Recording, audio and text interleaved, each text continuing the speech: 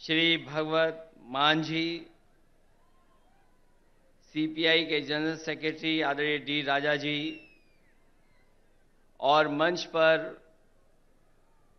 उपस्थित सभी BRS party के सभी वरिष्ठ नेता, यहां पर इस सभा में उपस्थित बीआरएस पार्टी के संगठन के सभी पदाधिकारी, मिनिस्टर्स, सांसद, विधायक, सभी नेता और बड़ी संख्या में, जहां तक मैं देख सकता हूं मुझे लोग ही लोग दिखाई दे रहे हैं, सर दिखाई दे रहे हैं। मैं अगर बाईं तरफ देखता हूं, मुझे लोग ही लोग दिखाई दे रहे हैं, सर दिख रहे हैं।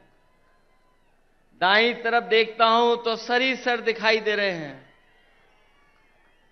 और मैं जब सामने देखता हूं, जहां तक देख सकता हूं वहां तक मुझे लोग दिखाई दे रहे हैं। मैं इस ऐतिहासिक धरती पर, खम्मम की ऐतिहासिक धरती पर, मैं आदरणीय केसीआर साहब का बहुत बहुत धन्यवाद और आभार प्रकट करता हूं कि यहां पर इतनी बड़ी संख्या में आपने बुला करके पूरे देश को एक संदेश देने का काम किया है। आज सुबह से लगातार हम लोग काम देख रहे हैं। मैं सामने जहां पर बिल्डिंग में हम लोग बैठे थे, ये इंटीग्रेटेड जो ऑफिस बनी है, कॉम्प्लेक्स बना है, एक ये उदाहरण है सरकारों के लिए कि एक जगह कैसे अधिकारी बैठ सकते हैं और जनता को तकलीफ और परेशानी नहीं होगी, एक ही जगह पर समस्या का समाधान हो जाएगा। ये खम्मम वो धरती है जिसने हमेशा इतिहास बनाने का काम किया है। यहां के लोगों ने बड़ी से बड़ी हुकूमत रही होंगी, ताकतें रही होंगी, उनके खिलाफ अपनी आवाज उठाने का काम किया है। यहां के किसान, यहां के नौजवान, अगर किसान कभी इकट्ठे हुए हैं और अपनी आवाज को बुलंद करना पड़ा होगा, तो यहां के किसान इकट्ठे होकर के अपनी आवाज बुलंद कर करके उस समय की हुकूमत को हिला के रख दिया। मुझे उम्मीद है कि आने वाले समय में जो हालात हैं देश के, जिन परिस्थितियों से हम लोग गुजर रहे हैं, जहां भारत सरकार और खासकर भारतीय जनता पार्टी, जिसकी सरकार दिल्ली में है, एक एक सरकारें जो चुनी हुई उनको परेशान कर रही है। चाहे वो आपकी सरकार हो और चाहे आपके बीआरएस की पार्टी की सरकार हो, जो सहयोग और जो मदद और जो लोकतंत्र में सम्मान मिलना चाहिए वो सरकार सम्मान नहीं दे पा रही है। समय समय पर रुकावट कैसे पैदा हो, नेताओं को कैसे परेशान किया जाए, उनके खिलाफ क्या साजिश की जाए, उनके विपक्ष के लोग जो उनके सामने खड़े होकर के सवाल पूछते हैं, उनको किस षड्यंत्र से उनको दबाया जाए, उनकी छवि कैसे खराब की जाए, ये भारतीय जनता पार्टी की सोची समझी थी रणनीति के तहत काम कर रहे हैं। जो संस्थाएं हमें न्याय देना चाहती हैं, जहां से हम न्याय के लिए पुकार सकते हैं, उन संस्थाओं को भी दबाव बनाने का काम अगर कोई कर रहा है तो भारतीय जनता पार्टी कर रही है। अभी कल ही भारतीय जनता पार्टी की मीटिंग खत्म हुई है और उन्होंने कहा कि 400 दिन बाकी हैं। हमें तो लगता था कि ये सरकार तो वो है जो दावा करती थी कि हटेगी नहीं, अब तो वो स्वयं स्वीकार कर रही है कि अब 400 दिन हैं। जो सरकार अपने दिन गिनने लगे, जो सरकार अपने दिन बताने लगे, समझ लो ये 400 दिन बाद सरकार रुकने वाली नहीं है। अब तो 399 दिन बचे हैं।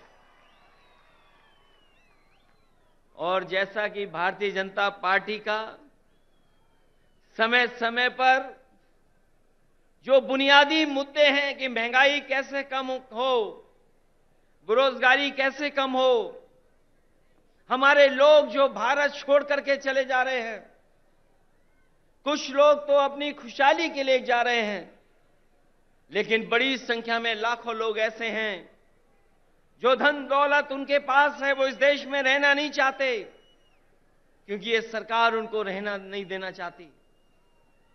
इनके पास बुनियादी ठोस मुद्दे जो किसान की जरूरत के वो नहीं पूरे कर रहे हैं। आपको सबको याद होगा, यही बीजेपी के लोगों ने कहा कि हम किसानों की आय 2022 तक दोगुनी कर देंगे, किसान की आमदनी दुगनी हो जाएगी। हालांकि 2023 शुरू हो गया है, लेकिन मुझे तो ये लगता है किसान की तकलीफ और परेशानी को देख करके इन भारतीय जनता पार्टी के लोगों का 2022 अभी खत्म नहीं होगा, इनका 22 खत्म नहीं होगा, 23 आ गया, 24 आ जाएगा।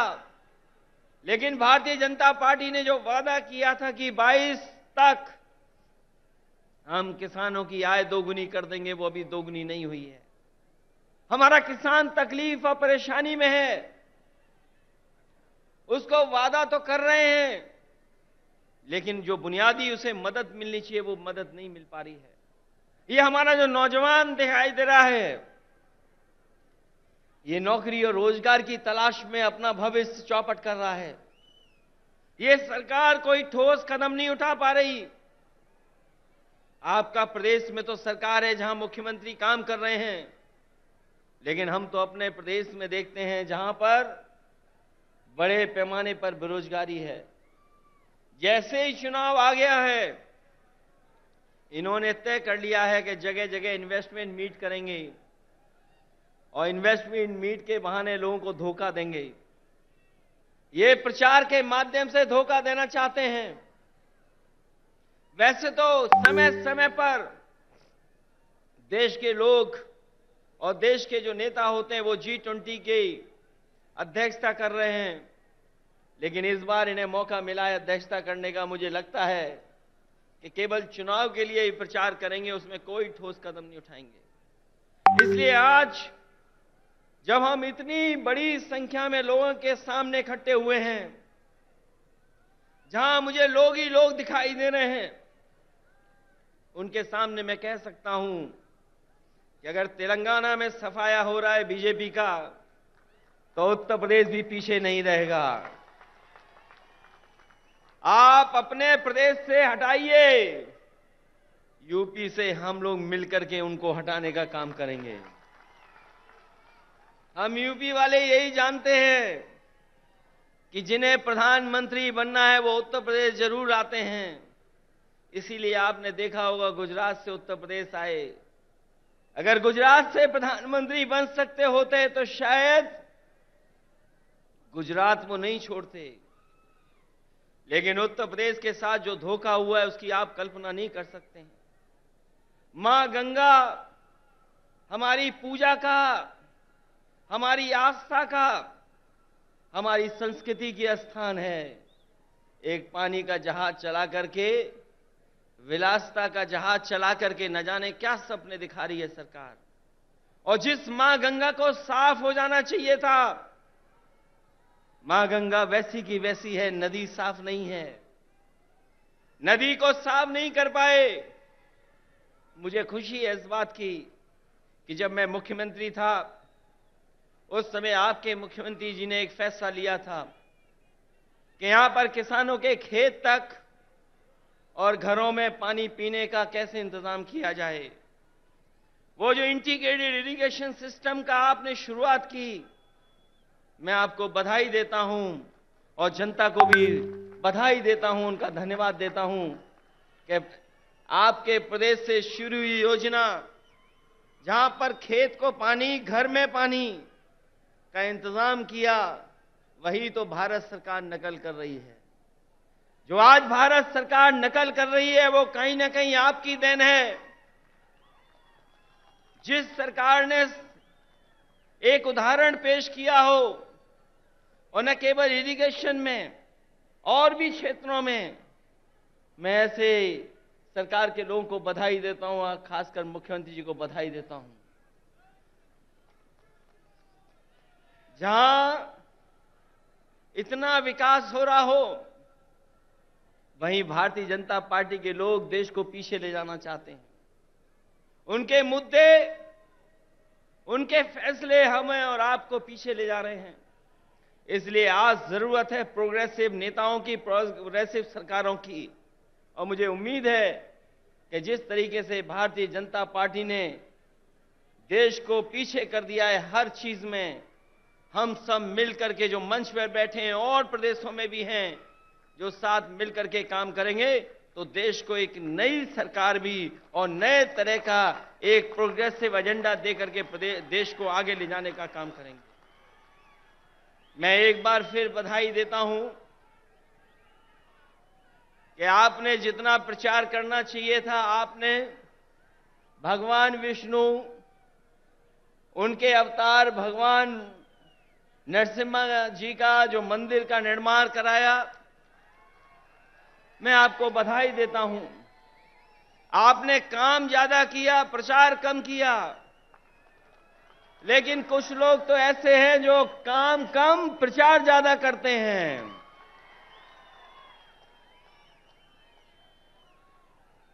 इसलिए जब अभी हम लोगों ने त्योहार भी मनाया है, हमारे यहां मकर संक्रांति का त्योहार तब मनाया जाता है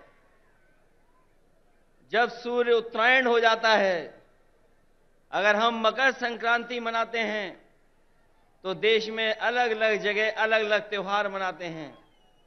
अगर सूर्य उत्तरायण हुआ है तो राजनीति दक्षिणायन चली गई है, और उत्तरायण से अगर कोई चीज शुरू हुई है और अगर दक्षिणायन राजनीति शुरू कर रहा है तो मुझे उम्मीद है कि आने वाले समय में बदलाव देश में आएगा और देश में एक नई सरकार होगी। ये भारतीय जनता पार्टी के लोग नहीं रहेंगे, क्योंकि इनके पास भ्रम और जाल फैलाने के अलावा कोई रास्ता नहीं है। ये समय समय पर भ्रम फैलाते हैं, समय समय पर जाल फेंकते हैं। ये भारतीय जनता पार्टी भ्रम जाल पार्टी है, इससे सावधान रहना। हम लोग तो सावधान कर ही रहे हैं, लेकिन आप लोग भी सावधान करना, जिससे देश में एक नया परिवर्तन आए। मैं इन्हीं शब्दों के साथ आप सबका बहुत बहुत स्वागत करता हूं, बधाई देता हूं। इस ऐतिहासिक धरती पर जो ऐतिहासिक जनसभा हुई है उसके लिए बहुत बहुत बधाई। और यहां पर जितने भी दूसरे दलों के नेता हैं, मैं उन सब का स्वागत करता हूं। और एक बार फिर आपके मुख्यमंत्री केसीआर राव साहब का बहुत बहुत स्वागत और बहुत बहुत धन्यवाद और बहुत बहुत बधाई। हम सबको यहां पर इकट्ठा करने के लिए और लाने के लिए बहुत बहुत धन्यवाद आपका।